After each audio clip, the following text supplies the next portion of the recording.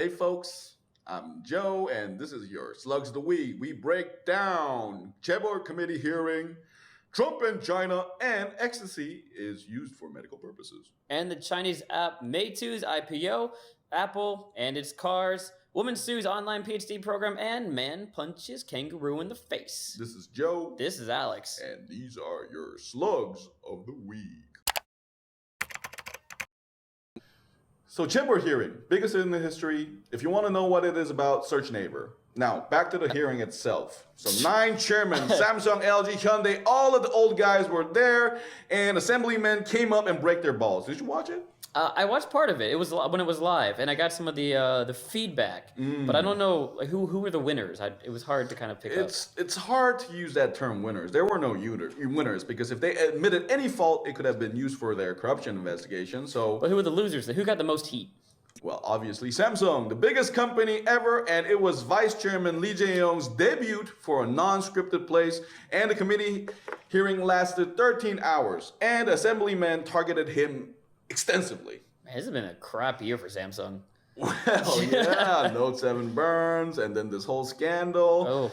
I would say, well, the whole committee hearing reminded me of Goodfellas. You know how, like, you know, the movie Casino, where these old bosses of the mafia, they all sit down and they're like, I don't know anything. And then they have, like, mask on.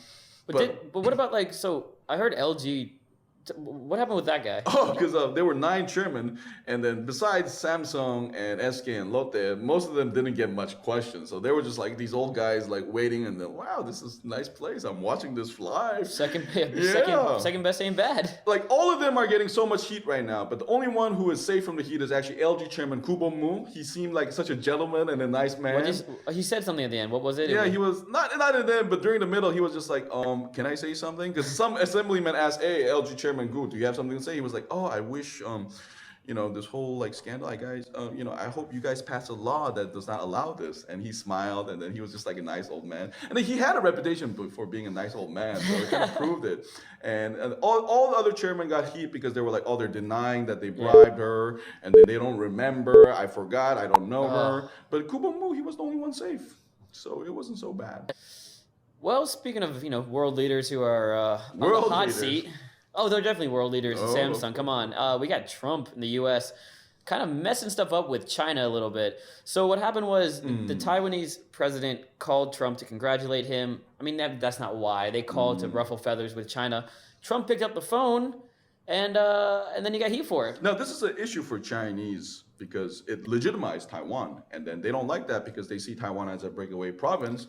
And then a U.S. president calling Taiwan president makes it like, well, we're equal. We're both heads of nations. But it's kind of funny. As much as I was not a fan of his voters and posses, they were right about Trump calls it as it is. Because right after that, he's like, whoa, we sell arms to him. We sell military equipment. Down, didn't he? He's like, what, you call a spade a spade, and then the next day, he even went on more of a Twitter rampage where like, China, because China objected to it in U.S. And then he replied like, did you guys ask us for our permission for South China Sea? It's interesting, yeah. You guys manipulate currency and you're telling me what to do? He's acting like a businessman, which is, I'm not sure if it's a good move yet. No, I think it's a huge gamble in this part because, you know, you got to remember one China policy where, you know, Obama took a very careful stance against China. Oh, yeah, you're one China, and then try to back channel with Taiwan as much as possible. But you can tell Trump is like, you know what? I don't care about the international order. I'm just going to call it as it is. Well, I think he's doing this so that when he goes to a meeting. Yeah, exactly. And he's like, okay. It's a negotiation tactic until he meet the Chinese leaders. This might actually work. Trump's going to be weird because Trump's going to do some things that are great, and we just, for the wrong reasons, but he's going to like probably give us a better stance against China and be able to negotiate better. I mean, China seems reserved right now. I guess they're waiting for him to become a president and see for officially what it really is. But it's a game. It's a business game for him. But it looks like Trump is going to keep his word during his campaign and, rock the boat, even internationally. I guess so. So up next, speaking of rock the boat, if you do drugs, does it feel like rocking the boat all the time? Ecstasy is being selected for some medical test, I hear. I have no idea what this is about. Rock the boat and drugs. So the FDA is considering allowing ecstasy to be used in scientific research to see if it can be used to treat autism, which is interesting. Why it's a big deal is that it's a So class do you A imagine drug. a bunch of lab coats going, okay, later go, whoa, yes, it works. I'm healing. Well, see, that's like always the conservative stance is don't allow drugs because we're going to abuse the system. But they're allowed marijuana. The problem is when these drugs are classified at such a high level, scientists are not allowed to find out whether or not these drugs can be used in other medical purposes. But what's kind of more... So we can assume that they're trying to extract these chemicals, elements from the ecstasy and testing them, not getting high after their long lab tests, right? Well, here's the interesting part, is where the pharmaceutical companies stand on this. Because only pharmaceutical companies can really mass produce ecstasy, right? Whereas the average Joe can make can just grow marijuana in their backyard. My last name's Cho. The average Joe, whatever. Okay. You can grow marijuana in your backyard, which would hurt the sales of other pharmaceutical drugs because marijuana can be used instead of expensive narcotic. Well, instead of expensive drugs. But despite this test, this doesn't mean, like in the case of marijuana, that people are going to start getting high. Well, marijuana is weird too because it's still federally illegal. Federally illegal? Yeah, in some states it's allowed. Right. So in theory, the federal government could come in and confiscate your plants or put you in federal prison or something like that. But the states won't go in there. And when Obama was president, he pretty much said, we're not going to go into those states, the federal government. So they're different issues, but you see parallels. And it's just interesting to see how the pharmaceutical industry and the government and people respond to each one. Because nobody's calling for ecstasy, right? To be legalized. But at the same time, the federal government and pharmaceuticals are going against marijuana. Is someone going to make money off this? Yeah, of course. That's why these things happen. Okay. So that was our main slugs of the week, but stick around. 30-second rundown's coming up next.